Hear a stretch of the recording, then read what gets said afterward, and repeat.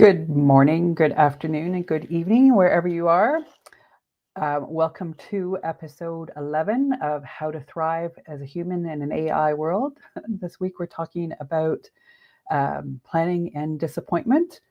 And I'm without my partner in crime this morning. I'm not sure what's happened to Simo. I haven't been able to get a hold of him. So it seems particularly appropriate given our theme for today, planning and disappointment. What do you do? So I don't know. Simo, if you're out there, feel free to join in. I'm not sure how long I'm going to be able to maintain this. So if you're watching this live, feel free to join in on the chat. And I will absolutely incorporate your comments into what I'm doing a monologue about here.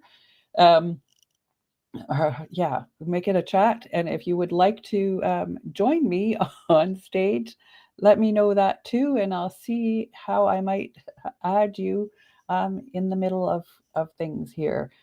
So, yeah, anyway, welcome. This might be fairly short this morning today because this wasn't what I was planning on. Um, so yeah, let's delve into the topic and see what I can do on my own here. Um, Planning and disappointment. We've been doing these for 11 weeks now. We plan on them, every week, and I set them all up, and Simo and I usually join about half an hour before the go live time and chat about what we're going to do. And and then we just get on and talk, and sometimes kind of rehash things that we've talked about off air, and sometimes we pick up and go in a different direction.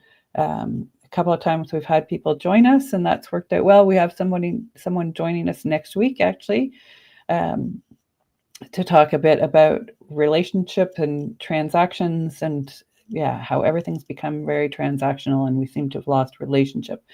So I don't want to get too much into that this week, but we will be have a special guest next week. Lucas Wunsch will be joining us. So, but back to planning and disappointment. So, but that's part of planning, right? So we've planned on Lucas. We planned last week with Kari joined us, and a couple of weeks before that, Philip Horvath joined us. So we planned, and everything worked out well. We're not heavy-handed on the planning, but we do a bit of planning. So then this morning, for me in Canada, this morning, planning and disappointment of Simo not showing up and not getting me a message of what's going on.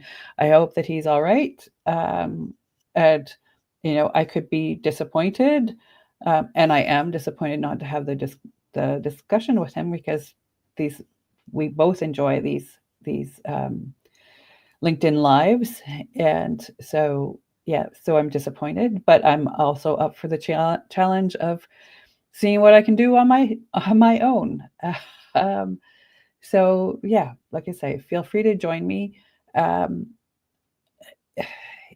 think in this AI world, we get really caught up in planning and technology and making things work, and we've lost the ability to that resilience of being able to recover and bounce back and adjust when your co-host doesn't show up. um, so am I mad? No. I could choose to be mad, but what's the point in being mad? um, I'm not at all. I'm concerned. I know Simo's got some stuff going on in his personal life, so I hope that everything's all right. I'm sure that he has a good reason. But the reason why I'm able to do that very easily in this case is because Simo and I have an existing relationship. I know that he wouldn't abandon me for this if there wasn't a good reason. Whereas when we get into transactional and everything's transactional and we forget about the relationship, then it's much easier to get angry and disappointed and upset and to take things personally when they're really not meant personally. It's about the other person and what's ever going on with them. And yeah, so we need to learn to adjust and pivot, and see what else might come out of the situation. So I'm not sure. Yeah, I'm not sure what else to talk about. Somebody chime in with some comments, please, and help me out here.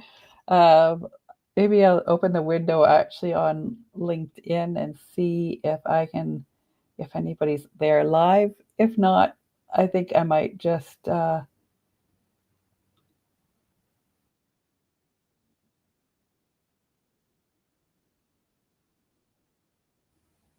let's see here. Okay, it doesn't look like, uh, I find LinkedIn Lives hard to watch. Oh, it doesn't look like I'm at, oh, sorry. This is what happens. It doesn't look like, uh, I don't know. I'm not sure what I'm looking at here on LinkedIn Live. So I'm going to close the window and just talk for a couple more minutes and maybe actually just wrap it up. Say, planning and disappointment. I'm not sure what else I could talk about with planning and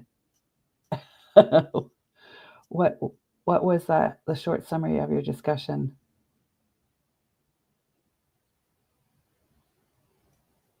Uh, Nick, help me out here. What did I say was a short summary of the discussion? Um, this is what happens when when I get a little stressed. My mind goes completely blank. Um, so, um, yeah, where was I? Planning and disappointment. Um, yeah, last week we were talking. Came out of um, last week's session with Kari. At the end, we got talking about planning and disappointment and imagination. We were talking about imagination and visualizations last week, and I think it came out of what happens when all these things that you visualize and imagine. Um, oh yes, thank you, Nick. Yes, you're right. A good starting point is usually that plan. I'm gonna uh, there. Let me put that on. A good starting point is usually that plans are useless, but planning is essential. Absolutely. And we planned. I never planned to have to do this all on my own, with no with no notice. So, um, yeah, maybe a lack of planning on my part. Um, so thank you, Nick. Optimism is boundless. We never learn from experience because we always rationalize afterwards. That's true too. So, um, yeah, I I'm not sure that we never learn from experience, even when we're optimistic.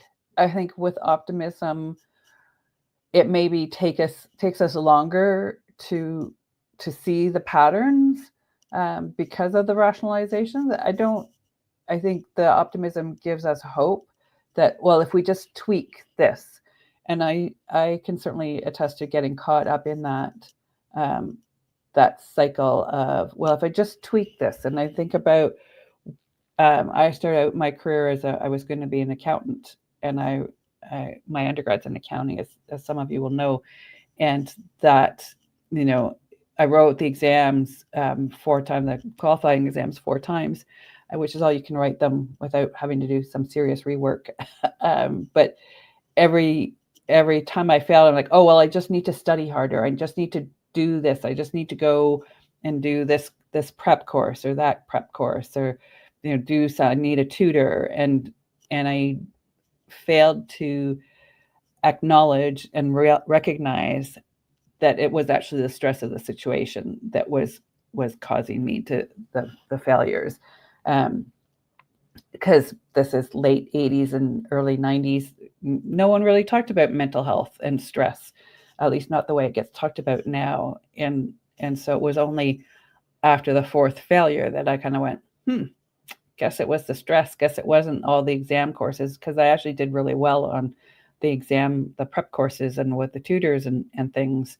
It was just the stress of sitting in many times a bingo hall with 100 other students writing the same qualifying exam, and yeah, just the stress of that.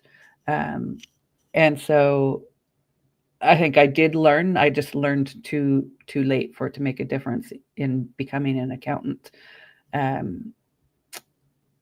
And yeah, but I think I learned. What else has Nick given us here? Like mind mapping and writing, it's the process that matters, not the results. Okay. Yes, it is the process, which is much more about what I talk about now. Is the process. And Nick, I need to figure out how I could add you to the this chat with me. Oh, I forget how to do that, especially in the middle of here. Nick, I'm going to send you the link to join me on stage in LinkedIn. So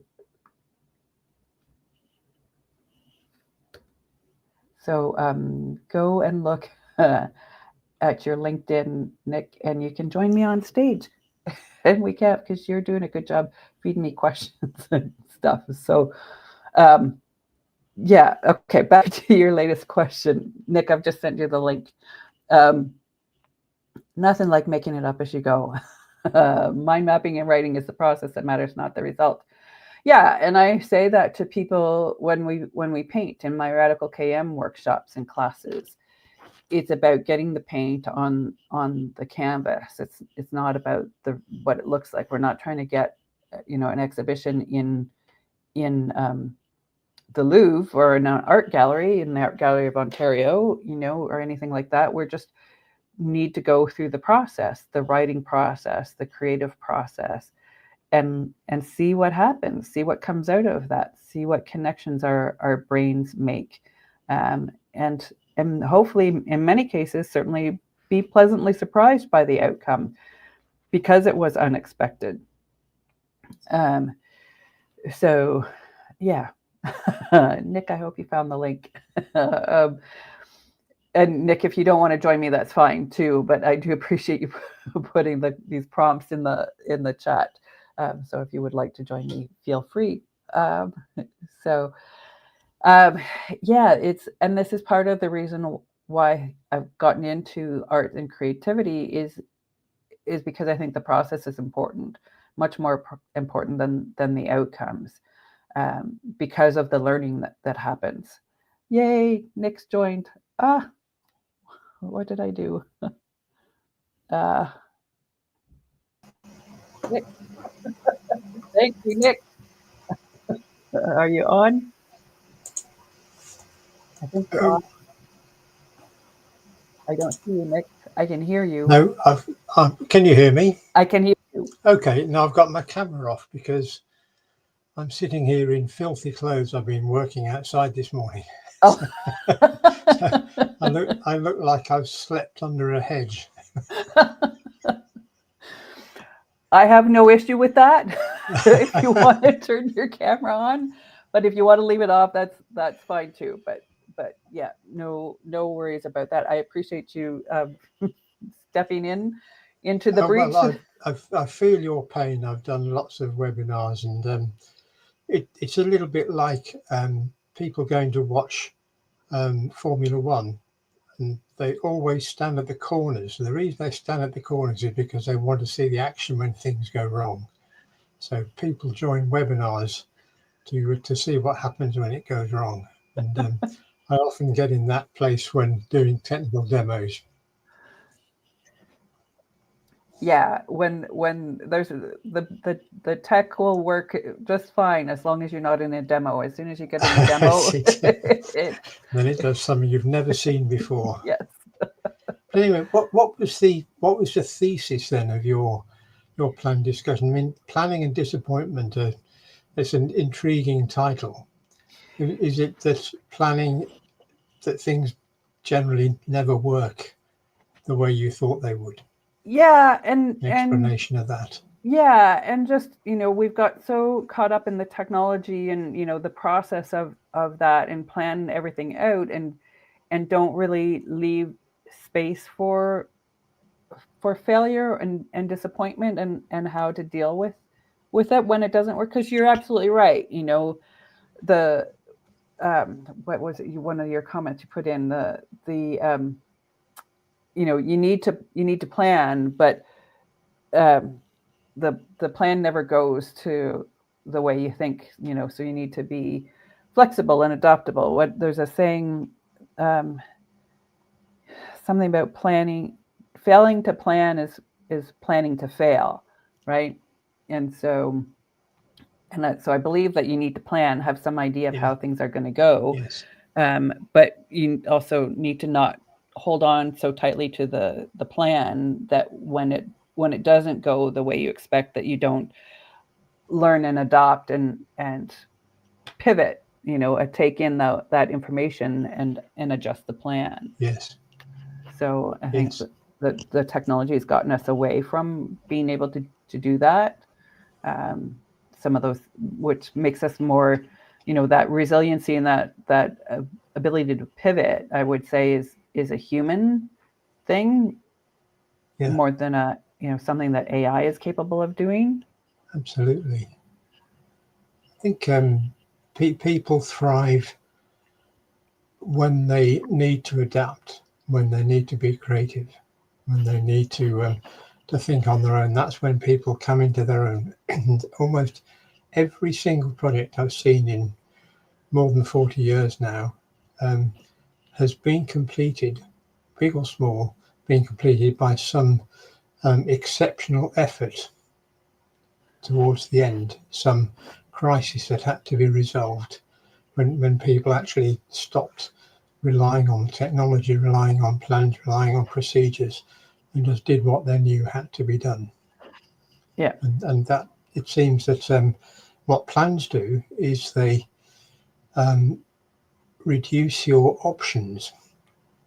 So you're not thinking about 3 different ways to do something in the way that you would if you were personally trying to do something that you've never done before and doing an exploration. The plans give you, I think, a very, very full sense of security that things will happen according to the plan. Yeah. And you I haven't agree. created any optionality, any other avenues to follow. Yeah. Yeah. Yeah. You've said it's going to go A to A, B, C, D, in that order and in that way. And yeah, and you don't see that maybe after point A, there's a multitude of things, Yeah, that yeah, could happen.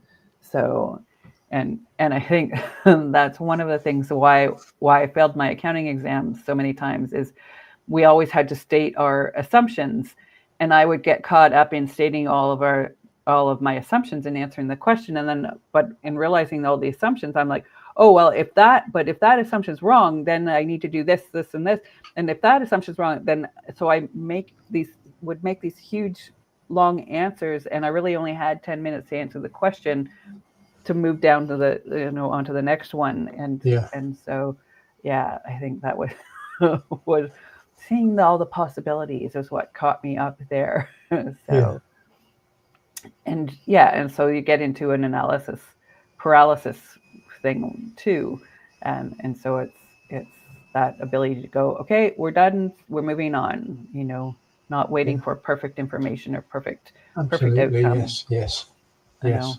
It is a good way to delay and to prevaricate, to spend a lot of time planning things that you actually can't control. Yeah.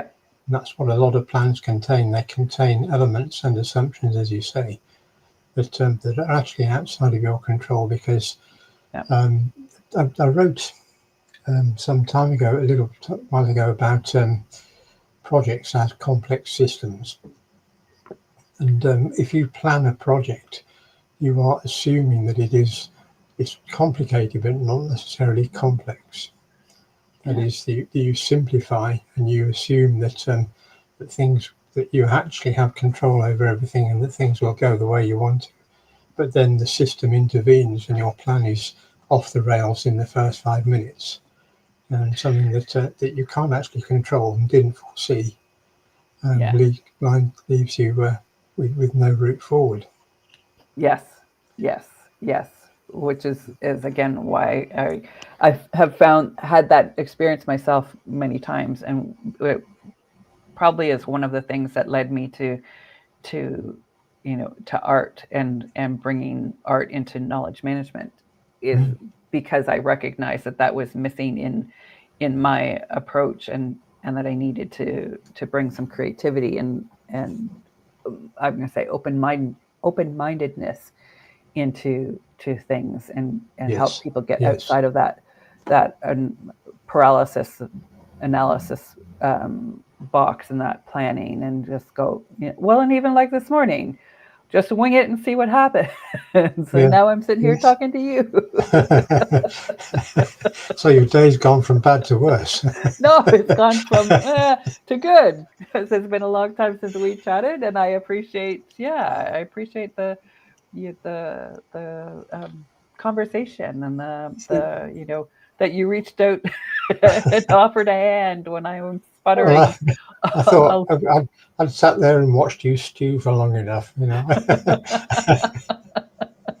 So, given that the product of certainly generative AI is very rational and is to some degree fact based, not entirely fact based, do you think that AI can actually help with the planning process, or do you think AI is likely to produce um, idealistic scenarios that really they don't work like that when it actually hits the road?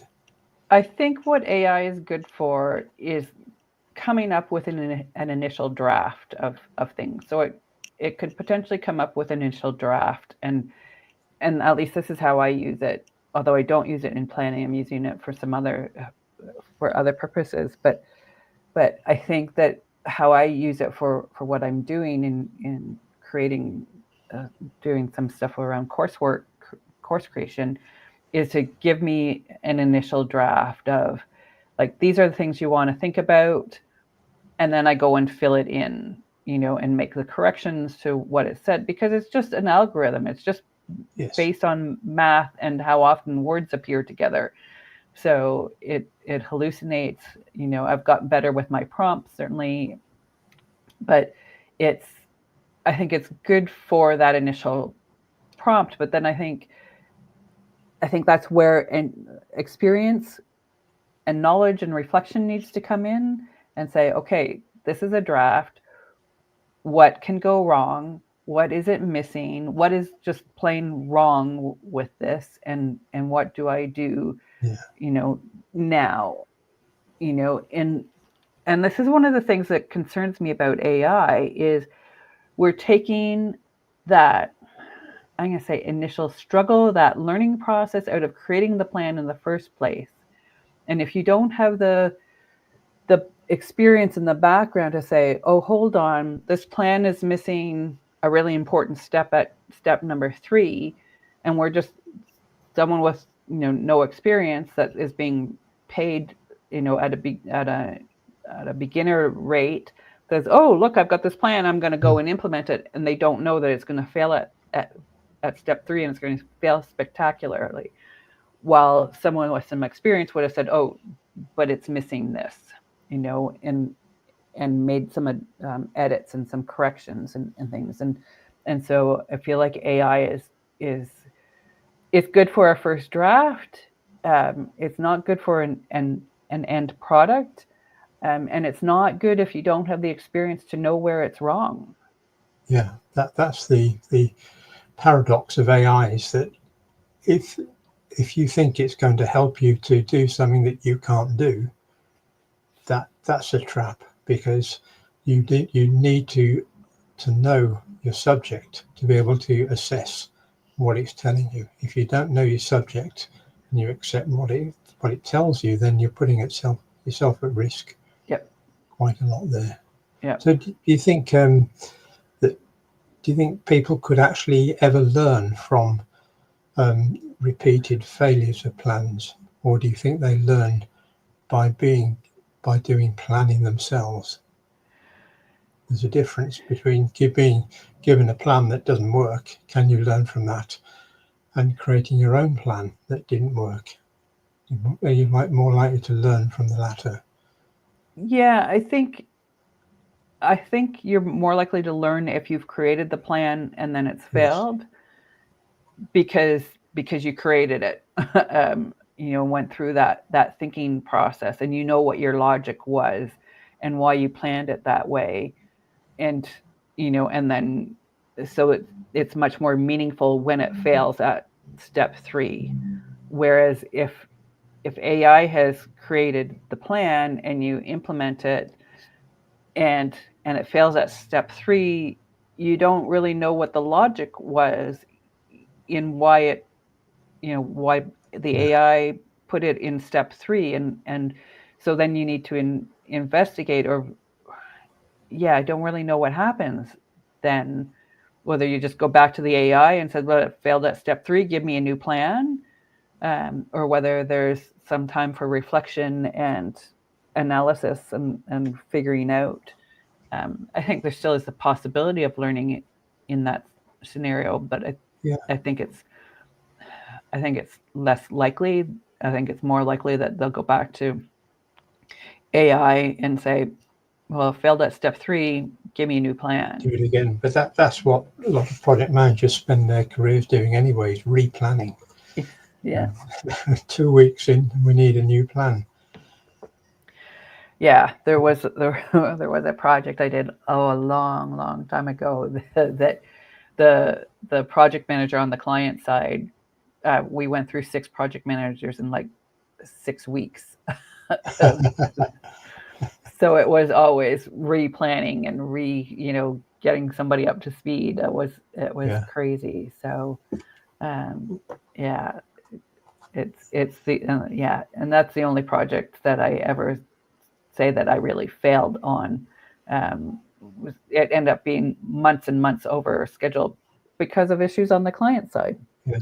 Yeah. So but It's really the job of the project manager to not just understand the mechanics and the tasks and the logic, but understand the motivations and the drivers behind the things that happen in the project. And those are things that people can understand and people can develop their experience with. But I don't think AI could ever capture that. I don't see how that knowledge could be embedded in all the thousands of projects that it scraped and skimmed to build its large language model based on projects to do yeah, that. So, I mean, that there'll be motivations in any project. There'll be conflicting forces, and the project manager has to understand those because they're going to be the source of unexpected things and things that didn't go the way you thought they should go. Even when people said they do something, they didn't do it. yeah, And yeah. That those are a human, very human thing. yeah, those emotions and the intuition of the, oh wait, I saw something like that before, and this is what happened. Yeah. Um, Yeah. that AI is not gonna know it. AI is just documented knowledge. It doesn't get into the tacit knowledge. It can't. It's not Well, conscious for one thing, but it's not human for another. And so the the emotions and the intuition and that tacit contextual knowledge that can't be documented and put yeah. into an algorithm. I mean, in a meeting, say a meeting with a client, you might have 3 or 4 different people on the client's team, and they may all have different feelings about the project, different things that maybe conflict with what they're trying to do, or they think it should be done in a different way. And they're all sources of instability Yeah. in the project. Yeah. Yeah. But Well, and just picking things up from people's tone of voice and their body language yeah, and things, you know. And I know people will tell me, "Oh, AI can do that," but when you're, and maybe there are AIs that can do that. I haven't seen all of that rolled into one AI, um, and I still don't. I wouldn't trust it. So, but maybe that's me. it's a solution to something we don't really need. I think it's as you say, it's really useful. I find it really useful for discovering the vocabulary of something, for finding out maybe things that I hadn't thought about, or related bits of information, related ideas, but not for understanding things, not for really understanding. Yeah, AI can't understand, like, Well, because because I don't think we know how we understand things either, because our understanding of stuff doesn't come from logic. no, It comes from somewhere else. yeah, It comes to you at 4 in the morning after you've thought about something while you were sleeping. yep, yep. It comes from a consciousness and yeah, that things like you say we don't understand about ourselves. Yeah. And this is what gets me about a lot of the AI stuff, a lot of the technology stuff in general is, why do we hate ourselves so much? that that we're trying to create these things that are emotionless, analytical machines, and gets rid of the best part of what makes us human. It's left hemisphere dominance. The idea that is a kind of arrogance. The idea that we can control. We just haven't got enough rules and regulations and technologies yet. But Yeah, we could control it all if we had all of that. yeah, The real yeah. world has a habit of putting us right on that on a daily basis. Yeah, yeah. That reminds me of Ian McGilchrist's book, Yes, A yes. Master and His Emissary, which I loved. Oh, Kari's put something in. Let me put it up here. Whiteboard of Richard Feynman's blackboard at his time of death had quotes, how know how to solve every problem that has been solved, and what I cannot create I do not understand. Those are interesting quotes. I'm not sure Yeah. that I what I cannot create I do not understand. I think that's right. I think he's saying that he understands things that he's created himself. That's the only way to really understand something, is to have put it together in your own mind, not somebody else's description. Yeah. And yet, like, and I think about what I cannot create I do not understand. I think there are things that get created that they get created we don't understand until they're created, how, like, how they were created. Mm. Does that, something happens? I think about, I'm going to use my painting example. Something happens, in and and I create something that I didn't know I could do with a particular tool or a particular way of applying the paint. Maybe someone with some more experience would have known, oh, of course you're going to, have that outcome. I think about the first time I made mud because I mixed the wrong paints together, and certainly it's a known fact, but I would say I didn't understand that. I'd looked at color theory, I played around with it, but yet the times when I make mud out of, on my canvas are the times when I've not paid attention to that Mm. rule. Mm. Um, and it wasn't until I actually created the mud myself that I actually understood the rule. you Yeah. know. Yes. So yeah, I don't know. That's I think in some cases there's a chicken and egg kind of thing that happens around creating and understanding. So Yeah. yeah, but I like that. Thank you, Kari. Um, yeah, but just to come back to the planning and disappointment part, I think that I think there's a choice to make in being disappointed by an outcome, that it didn't go as planned. And I think that's, on one hand, I think that's natural, that there's in in some cases, certainly a mourning process, that when something doesn't go as planned. Also think that there's a choice there to say, yeah, I could be disappointed, and I am disappointed, but I've also learned what doesn't work. Right? When I got laid off from Hewlett Packard many moons ago, and I was, doing networking and applying for jobs and things. Someone said to me, after I got a no on a job that I was hoping to get a yes on, they said, "Well, you're one no closer to a yes." Uh, yeah, that's it, right? It's a learning. I learned, and on to the next. So stop feeling sorry for myself, and just and take the lesson and move on.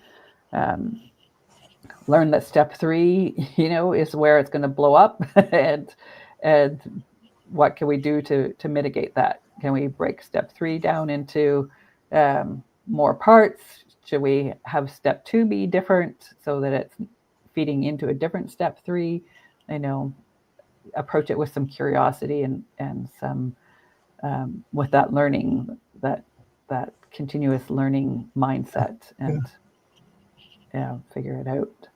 So use a mind map. In mind map. And instead of planning everything to the nth degree, just do the hardest stuff first. Start with the things that you think are going to be the toughest. If you've got that flexibility to do that's the place to begin, because that's the place where you'll learn the fastest. You'll learn the most about your project. Yes. Not having a logical progression that just seems like it should flow. Go for the really difficult things, and get them under control first. Yeah. And a lot of times that's the people. Yeah. Yes. It's not the knowledge, it's not the information, it's the people. Yes. Somebody who's not bought into the idea or the Yes. Yes. concept. Yeah. Someone that's got an ulterior motive. They want a different technology. They want a different thing. Get those people on side. Have those difficult conversations, Yes. and Yes. and then the rest will definitely go much easier. Well, there's really no use hoping that people will come round, and hoping that they'll align eventually when they see everything else is going well. That doesn't happen. People tend to have a position and stick to it. Yeah, they do. So unless you go and have that one-on-one conversation with them, and find out, and even then sometimes people won't have that, aren't able to have that open, honest conversation. um, but you can at least try. Yes. Yes. So yeah. Good. Well, thank you. I'm going to wrap things up because we usually wrap things up around now. So thank you, Nick, for joining me and putting me out of my misery. I appreciate it. I appreciate Kari chiming in with a couple of comments on LinkedIn. Thank you, Kari. We're going to be back next week. Hopefully Simo's going to be here. And episode 12, we'll have Lucas Wunsch. He's going to join us and talk about transactional versus relational, and how things have become very transactional and we're losing out on the relationship side of things. And thanks again, Nick, and see everybody next week. Thanks. Thanks, Bye. Stephanie. Thanks. Bye-bye.